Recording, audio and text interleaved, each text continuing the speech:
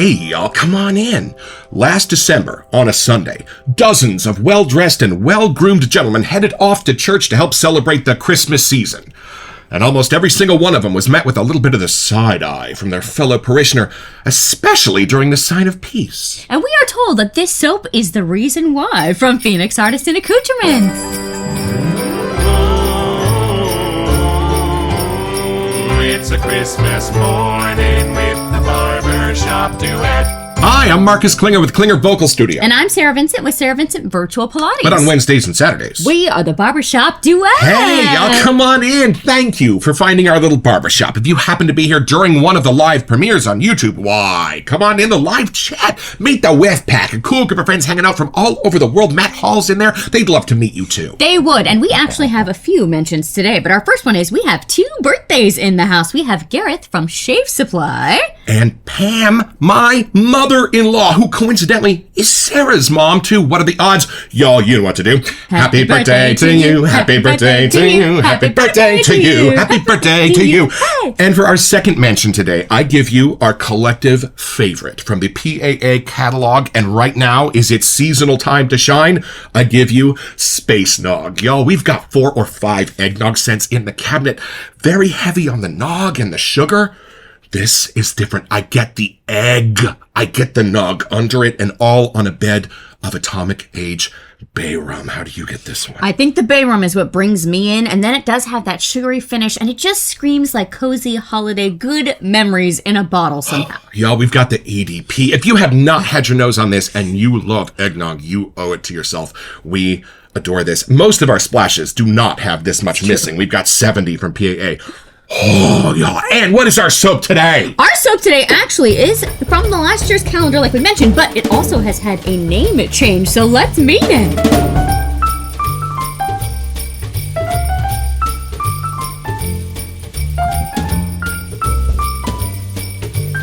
From the newly unveiled sales page at Phoenix Artisan Accoutrements. Winter Whiskey Wonderland, a wonderful and curious seasonal scent. Last year, folks found it tucked behind a cardboard door in the Advent calendar. Back then, it was called Christmas Winter Wonderland. They tore into that little box and discovered an accord that felt bigger than the holidays themselves. Soon, the requests came piling in. It was clear this wasn't a quick festive fling. Winter Whiskey Wonderland is the kind of scent that sits in the dark, long after the ice has melted, sorting itself out. I'm starting to figure this out. Maybe they didn't know it was Whiskey Center. Right? When they put it on to go to church because it wasn't in the name back then? Oopsie. Huh. Well, we're Catholic. They give you alcohol. A new name made sense. Winter Whiskey Wonderland. A small shift, a quiet correction. I always liked alliteration, no matter what my old lit professor warned. For the younger people out there, that's not like a lit professor. That's a literature professor. He would say it was cheap and shallow, but sometimes the lowest hanging fruit is the sweetest. When the words come with wonder, whim, and winter winds whistling in a flask tin filled to the brim with whiskey. Can't stop, won't stop. The scent opens with ripe pear, then enters the brandy, deep and warm, followed by the whiskey glow that settles around you like a heavy tingling quilt of cosmic energy. You think you understand it. You think it is just another warm scene in the middle of a long, dark season. It's not, and that ice won't contain the beast forever. Whiskey and brandy, if only Grandpa were alive to smell this. Those are his 2 favorite food groups. That is where the smoked oak rises like a ghost ship on a raging sea, slow. Heavy, a little too alive. It fills the room like the sound of distant footsteps in an empty passageway. It lingers the way certain things linger in old taverns, long after they should be gone and to bed. Cold on the surface, warm underneath and inside. Winter Whiskey Wonderland. A creature trapped, something serpentine, something that looks like it knows the way the world works, and damn, what a hangover this beast will feel. In a good way. So now after reading that, I understand where the whiskey and brandy might have been an issue sitting in church. And if any of you ever taught at the same Catholic school where we taught, and you hear an announcement at the end of the day for the faculty that the Pope's going to be on TV later, that means they're all going to be drinking at the residence. All right, y'all, well, the best whiskeys do come in a box. My Johnny Walker Blue came in a little casket. Let's open this one.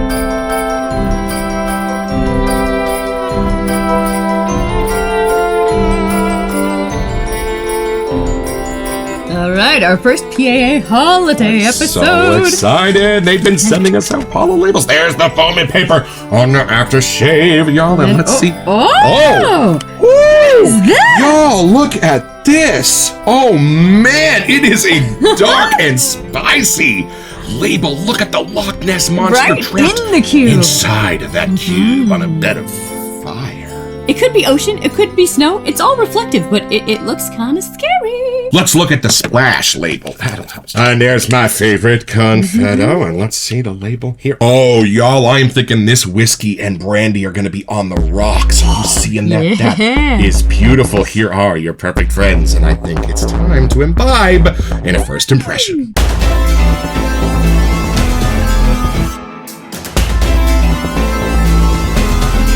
So I know neither of us have had a drink in the last few years, but you at least may remember a little more whiskey and brandy action, so I think you should have the first whiff. I was a Glenfiddich. Man, 12 years old, single malt. That was an amazing scotch. All right, here we go. Taking this in. Oh, what's that you say? Scotch is whiskey. It depends on where it's made. If it's made entirely within the boundaries of Scotland, you can call it Scotch. And if it's in Tennessee, you can call it Jack Daniels. All right, taking it in. Let's see. Oh, beautiful pour. There we go. Nice and creamy color there. All right, shaking glass.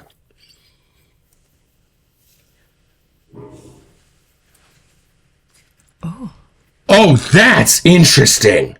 I kind of pictured a stage that's got 3 or 4 different curtains. The first one opens and it's gently, delicately fruity. I'm getting the meat of the pear. Oh, yeah. It's lovely. The second one opens and it's literally on fire. The second one is the heat of the alcohol blast. And the third one are the spices inside of the alcohols. And the fourth one is kind of this woody, creamy base that they're all kind of sitting on, but I had to stay for the whole play. Did you see that? I did. Wait a second. Whoa. Well, that's what's amazing. It's not whiskey that meets you. It's something sweet. It's something delicate. It's something familiar. It's almost something summery in the heart of that pear. And then someone opens the door and the wintry wind comes in and blasts you frozen in place. Oh, it's an adventure. And y'all, I'm going to try to paint a detailed picture here for you because I do know whiskey and I do know brandy. It's whiskey from the outside and brandy from the inside. And somewhere where they're meeting each other is a delightful sense of banana in there. You know how when you drink Merlot, they'll tell you there are notes of cinnamon and there are notes of chocolate and things like that? Somewhere in between, the way the whiskey and the brandy have come together, have left a ton of notes in the middle to discover. Now, for the aficionados, the whiskey in this is from a whiskey glass across the table. You know how when you add water and empty the glass, it has that kind of musky, woody sense to it? That's not the face of the whiskey in here. You're only getting the call of the spices from across the table. The brandy, on the other hand, is a little bit of that empty glass brandy hit to your nose. And those are coming together in a way where they click around the outside, and where they hit together in the middle is brand new stuff where I was getting something a little bit fruity, something a little more banana-ish in the middle of there. Lee. A little banana bread, you know, maybe? Just hints of it, but it's there for me where those two alcohols are coming together. And I think sort of the fruit on the outside, the pear, and something else is having a little bit of an effect on that. It's kind of brunch, Christmas brunch thing going on. Highly alcohol fueled, however. Something kind of creamy and bread-like is on the bottom for me, as if I have a little bit of my dad's whiskey cake to go along with this that he makes every Christmas, and they are legendary. He started out by making 1 or 2, and then he made 1 for somebody at work, and then 8 people asked him for 1 next year. They started paying him for it. Here's the recipe. Now, I need to smell the splash. Because for me, if you were sitting next to me at Mass wearing this, I don't know if I would necessarily go whiskey. So I'm assuming a little bit more of that might be brought out in the splash. But doesn't that make sense? I almost asked you that. Like, do you know right away that that's in there? Like, would you smell it across the room? So we'll know later. Well, there's something where my nose perks up and goes, pear, fruit, bread. That's the alcohol part. It's the spicy part of the whiskey, but the fumy part of the brandy. If that makes sense. And whiskey was my home drink brandy Manhattans were my Vegas drink. They did list on the end of this that you would have a hangover, so maybe they warned you. And coincidentally, you can get a soap holder from Phoenix Artisan Accoutrements that hangs over your bathroom door, holds 60 tubs. It's not a shoe holder. I mean, it was, but Douglas had it redesigned completely. And you know what's funny? The whiskey in the middle is not a far walk from the work that some of the other perfumers from our collection have done. Okay. But what I love is the bed that it's sitting on, because it gives me some glasses to experience those whiskey notes in a brand new way. And where the others were a bit narrow in their focus, this puts me in a Christmas village. This is like the Dickensian fair if they all drank a lot more. I'm getting images of like a holiday Christmas party or something the more you keep talking. Like, I feel like there's definitely like the bar on that side of the room. Everyone's holding a drink. Especially my family. My Aunt Terry, who was at our wedding, actually said the words to her 17-year-old son, Rick, you can't shoot that tequila at the New Year's party. You have to drink it in a sunrise. Like the juice was better for the kid. I mean, at least the Italians have the good sense to start you off with a little red wine with some pasta. I want you to take this in. I am very curious to see if you can find the same little feminine nooks and crannies that I am finding in the pear and in some of the spices and sweets in this beautiful creation. Curious. I know, I bet. All right, take it in. Let's see. Off to the party I go. Single malt, 12 years old. Where you going? It is getting that boozy hit, that's for sure. So you got to make sure you like that. But since we don't drink, I think I can really appreciate this in a different way. Like the spices that are within the brandy. I'm not sure if it's the whiskey because I'm not as well educated, but I can tell where they're interacting, almost becoming like one with the spices and things. Right. Like usually on the outside it says barrel aged or like something along with whiskey, and it's not the Atomic Bay Rum aged, but you can tell that there's like a wood casing kind of age quality to this. It's the darker colors. Yes. See, that whiff, I could just ride the pear in. So there is something about that, partridge in a pear tree, like the holiday season with the pear action coming through here. It's almost like a glazed, really fancy candied one. Like I can just see it kind of sparkling, like almost like on the top of the tree. You follow that down and then it gets boozy as you get lower. Or like flambéed. Yes. There you go. It kind of reminds me of being a little kid and not really knowing that there was alcohol or things around. But if I were to give my aunts or uncles a hug, this kind of would be like a faint little echo of the holiday parties. Not in a bad way, but just like I would associate that scent with them because I didn't know that that was a drink. Well, of course, y'all, we weren't drinking at the age of 5 or 6, but we all kind of have vague memories of what our parents' favorite cocktail smelled like on their breath. Of course, that's part of the holiday smells for me. So it's not a deterrent. Oddly, it kind of just brings up that holiday party, kind of like, just you can hear the liveliness happening in the room somehow, like the laughter, the music going on, the kids running around. Like there's just something of that happy chaos and like warm, cozy feel that's really oddly associated with this in a way I wasn't expecting. One of the traditions in New York on Christmas Eve was you used to just go visit all your friends and everyone would have kind of like open houses. I don't know why we don't do that anymore. There's something at the back of this that does have a woodsy kind of hit, and then the pear or a different fruit, something on the exit. It maybe could even be more of like an apple. There's something that it doesn't go gourmandy, but it's naturally sweeter. So I get a woodsy, maybe we're at like a Christmas bar itself, or something about it just adds that cozy, dapper kind of feel. Not masculine necessarily, but I really get a woodsy hit that then has a nice little sweeter finish at the very end. And y'all, you know what's interesting? This is a country mile from Irish coffee for me, from Phoenix Artisan Accoutrements. I don't think it's the same whiskey at all. This one's a little darker. Yeah. This one's spicier. This one has a little bit more of that oak sense in the middle for me. So very different. And I love both qualities. The other one's kind of more whimsical. Irish coffee, a little bit more fun, imaginative. This one's a little bit more real. This doesn't have anything lactonic either. Like Space Nog, like any other Christmas drinks, a lot of them do have kind of that lactonic note. And this doesn't. It has that drier spice going on instead. But I do get a full-on hit of the whiskey brandy interaction happening. So I can see why if you were sitting at Mass next to Grandma or somebody, she might be like, excuse me, what are you drinking? We'll know when I get more to the splash, but I'm guessing if it's turned up a little bit there and as the dry down hits, I could see where you get whiffs of that throughout the Mass. My grandmother only had 1 glass of wine a day, but she bought her wine glasses in the vase department at Bloomingdale's. My cousin stopped drinking completely when he discovered the funnel. Well, y'all, come along. We're going to look at these scent notes and build us a whiskey lather. All right, y'all, back to the sales page at Phoenix Artisan Accoutrements. Your set note list begins with pear, apple, and sugar. Look at us. There you go. There's more apple in here than I Right. was identifying at first. And that is meeting with the brandy so beautifully. It's almost like the pear and the whiskey are going together. And then the brandy and the apple are going together with a little bit of the sugar. Yeah. But for me, that doesn't go too crazy. Do you get like a brown sugar or a burnt sugar note in this? No, but I get almost like a candied fruit. Like there's Yeah. something bougie about the fruit. It's been turned up. Right. It's not just the fruit on its own. Right. For me, this is close to the whiskey note from Vanulay, if any of you have tried her whiskey soaps. And then we hit our first libation. Whiskey with tonka bean. And there we go. I'm not going to totally take credit for that. Claiming oak along with whiskey is shooting fish in a barrel. But we both got something that was kind of more the woodsy Right. side coming through. Although this might have been a little bit of what I was expecting, and we have seen a couple of videos on YouTube where at some of your finer steakhouses in New York City, they will actually smoke certain things for you at the table, including your cocktail, where they put a dome of glass over it and smoke it for you, and that kind of sense is in here. It's not like a burnt smell. It's like a lovely barbecue smoke almost. Well, and it's separate from oak. It's not like it's smoked oak. Right. They are separate. It says oak smoke. Right. Then spices. But it is savory. Like I'm getting something in here that's making my mouth water, and not in a sweet way. It's pulling against the sweets. That's wild. Like I'm cooking a steak almost. like that charring effect somehow. And then spice. You pick. Figure it out. And I'm guessing like hickory. So I'm going to Right, continue on something. with my steak metaphor.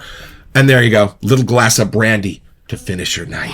Beautiful. Are you getting the brandy separate from the whiskey? I think so. I think the whiff kind of pivots on me, so I don't know which one I'm getting necessarily. I'd have to be like a connoisseur and have a glass of each to really be able to tell you. But I think it's moving for me. It's not just one or the other. Sadly, as the CFO of a funeral home, I drank quite a bit in those days, and I can definitely tell you that I'm sticking with my original flag. This is the outside of the whiskey and the inside of the brandy. Two things I got to know way too well. I think my nose gets pear at the beginning, and that's associating more with the whiskey, like you were saying. And then the apple, I get the end of the whiff next to the woods and brandy kind of side. Now, my big question. Do you get a little bit of that banana hit in the middle that I think is being made where the whiskey hits the brandy? It's not really in there. It's being created the way you get chocolate out of a Merlot. Do you sense that in there? You know, I do. If I put that lens on, if I didn't read the label or anything, there is something right in the center of where two sides of the center are interacting, and that does create an almost banana whiff. I think it's the magic of chemistry, but Yeah. yes, we have no banana. It's in here. You have to look for it with a certain lens. I don't think you would actually get it on your first whiff, but if you're looking for it, you might find it. And it's time to break out some of our Christmas hardware. Y'all, when Craig at Opus Brush put this on his site last year, my fingers could not move fast enough to hit purchase. Is that not a gorgeous Grinch brush? And it says the Grinch on the back. And a couple of years ago, Santa Claus himself was able to make an appearance here in the barbershop, and Spot Prince's little girl was able to talk to him, and she designed and made this custom bowl for Santa Claus, and Santa sends it back here to the barbershop every once in a while for us to use it on the show. Thank you, Santa and Catherine.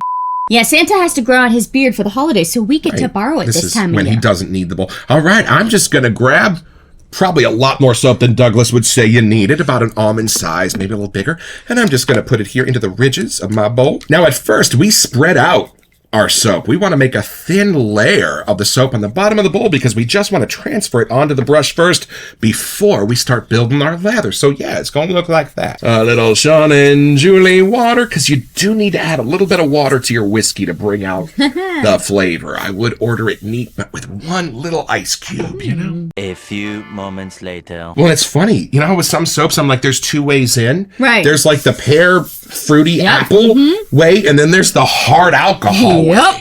It's definitely more of the adult type of sense. Not in Yes, a bad way, but I feel for like, sure. you know, there's some that I'm like, oh, your kids would like that one with you, and this one's definitely the other way. They'd be like, why do you want me to smell like Uncle Vernon? When it comes to consistency, when it comes to width and breadth, when it comes to functionality, Yep. and when it comes to a base that smells like a styrofoam factory and adds exactly nothing to your scents, but preserves them in such a pristine way that it has now been years in our cabinet, and our first PAA soaps do not even look distinguishable from our oldest ones. Phoenix Artisan Accoutrements has got it going on, and I don't think I have ever had a bad shave with this formula. It is just incredible. I love their answer when you ask Douglas and Fran, will you ever start working on a CK7 base? Right. They just go, why? And this is something you will only find here on the Barbershop Duet. This is the crisp apple or hot whiskey whiff. On 3, 1, 2. That's amazing. Smell that. Hold on. Yeah, see, here I have to choose a door. Here I have to choose either the fruit or the whiskey. Right. This combines them. I do not get them as separate doors. I'm getting them as one beautiful balanced scent here that I did not in there. That's wild. Yeah, I even get more of like the spice, pick your own kind of spice in there, along against with the smoky oak side coming through now. And the sugar. Beautiful in the way it's sitting in between the other scent notes in this. I think now here, I have to pick if I want to go to the deeper, drier notes or if I want to go to the sweeter, kind of more candied side, because that's more this way now. Now, let's see which ones come out. I put a little bit of this on my moneymaker, y'all. I like to start with a wet face. I probably should have used the bougie spray because I like to build the last part of the lather on the face. Would you like to try a little? I would. Of My that? Grinch brush, it's been a while. If I did smell this on somebody at church, it's in exactly the right balance to smell like they had spent the morning with a snootful. Well, and not like they were wearing a whiskey EDP. Like there's enough going on in here where this just smells like my grandfather's jacket after an evening at the American Legion Hall. You know what I mean? Even the smoky vibe, somehow it's coming through. You mean y'all didn't celebrate your 21st birthday at an American Legion Hall? Well, I was from a military family. Oh, I did not serve. Let me be very clear about that. Both grandfathers are veterans. All right, y'all, follow us down to the whiskey cellar. We're going to take this a little bit deeper.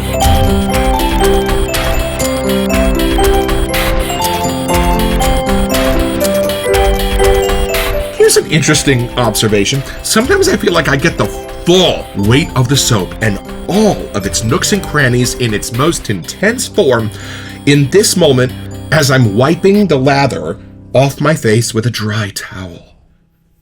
And this is incredible because the brandy and the whiskey almost vanishes for me, and I am sitting between the sweet and the apple and the pear and everything else going on in here. I'm getting more, even like the woods and the spices. Oh, right, yes. More of the oak, but not in an oak barrel whiskey way. Right. More like an oak outside during autumn, almost leaves. Right, it's more like dried down way. somehow. Right. Now, this is just a theory, and I'm sure these are exactly the same oil, but I'm guessing this is going to present a little bit different in the splash, at least to noses that are a little bit used to whiskey or brandy. And this has the plug in it, so we get to make our little sound. Ready? 1, 2. Oh, I get to go first. A little bit Aye. for you. On the dog. And none for Lainey. All right, here we go. can't You're get too her young drunk. for this. All right, here we go. Chin chin. Oh, I got the banana. That was funny. Hold on. A ton in the middle. I am loving this, and I just shaved, so I am getting the burn. Right. Oh, I love it. The banana is sitting right there. But in then the it's middle. immediately gone. And It's then- like once I right. find it, I can't. It's gone. Turns into banana pudding, then banana powder. Then it just Vanishes. sails away on the breeze. And I'm left in the spice. Then that starts climbing up, and then I start to get whiskey. But it's sitting inside the sweets. It's sitting inside of the pear. Yeah, I'm getting an interesting duet between the pear and the apple. Then the sugar keeps going, and then it's bouncing between more of the drier, woodsy whiskey side. I'm getting cinnamon at the heart of this. Take a big old whiff. Are you finding that little bit of a rugged cinnamon can see bark that. Yeah, in the yeah. center? Beautiful, alongside the oak. That with the tonka bean, like those Right. little three. That when you think of spice, that's where they're zoning in at. Even to my nose, a tiny hit of something petrichor-ish inside the oak, and where that's meeting with the brandy, a little bit of a sense of dried autumnal leaves under the surface of this. Oddly, less boozy for me here. Completely less boozy. I thought you were going to be able to basically Right? drink the splash, but no, it just kind of takes the edge off the whiskey part. Like I thought you'd be worried if I'm by the police or something. Like you were like, oh, I swear it's my shave. I promise. Don't splash and drive, all right? And then it goes away. Gone. You get, it's like minions surround you and then gone. One little whisper in your ear. Banana. And then the banana turns into the cinnamon. And then that turns into the brandy. and that turns into the oak. There's like a chorus line, and then one goes right into the other. It's like the Rockettes on the parade. Yes. But now, like, my second whiff going into this, I have a whole different ride into town. Like, it is kind of upside down and backward. There's no top, middle, and base, and that's coming across here. Like, depending what your nose finds first, that's what you just follow in through the whiff. Like, I would call this harvest fruits. Like, that's what I'm getting with maybe a little bit of a whiskey base, and I love that. Yeah, I'm not going to say there's not any whiskey here. It's just not as potent in the whiskey efforts off the whiff of the splash. Fabulous and beautifully Yuletide. This is screaming Christmas for me. The less the alcohol takes over, the more Christmas I'm getting. Like, I really feel this would be welcome at any holiday party, but it doesn't have to be a party. As this dries down, the whiskey kind of goes away a little bit more with it, too, in the dry down. So it's pretty simple, y'all. Just be silent movie star W.C. Fields, who always had a flask of whiskey on him while filming. Well, he's going to label it pineapple juice, just so nobody gets the wrong idea. Well, one day, one of the members of the crew is going to get a little bit fed up with these shenanigans and make a little do-si-do. And on camera, when you spit it out and yell, "Who put pineapple juice in my pineapple juice?" you're going to get your own.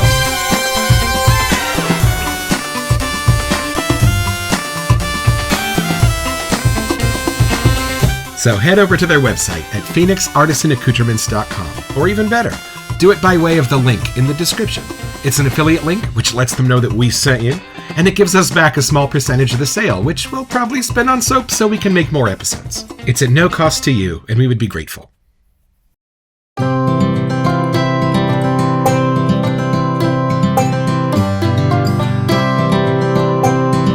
Well, I've had my shave, y'all, with Winter Whiskey Wonderland. And the best part of this, it's absolutely not the whiskey I was expecting. I was kind of expecting the whiskey from Irish Whiskey from Chris at Katie's Bubbles. And when I asked him how he did that whiskey, he said, I went to the store and I bought some whiskey and I put it in there. This is different. This is deconstructed. This is 2 or 3 different accords put together to give you that sense of whiskey with fire in the middle and spices around the outside. Perfect for the holiday season. And y'all, I'm going to stick my flag in this. This would be equally delightful named Christmas Harvest as it is Whiskey Winter Wonderland. There's so much else going on in here. I love it. And in one of the most trusty, phenomenal bases in all of the wet shaving world. Thank you, Douglas and Fran. We'll be back later for some more Christmas surprises.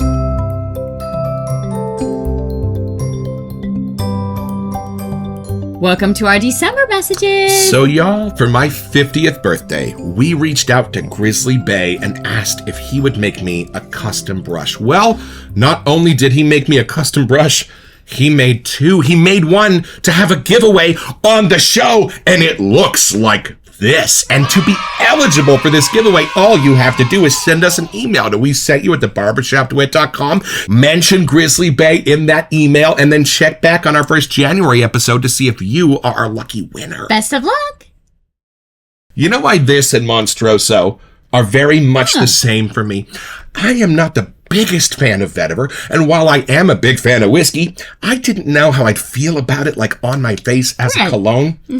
Well, y'all, with Monstroso, the blood orange, the stone fruitness that he had in that offsetting the vetiver made it magic and opened up a giant door for me to not only love vetiver, but really understand it.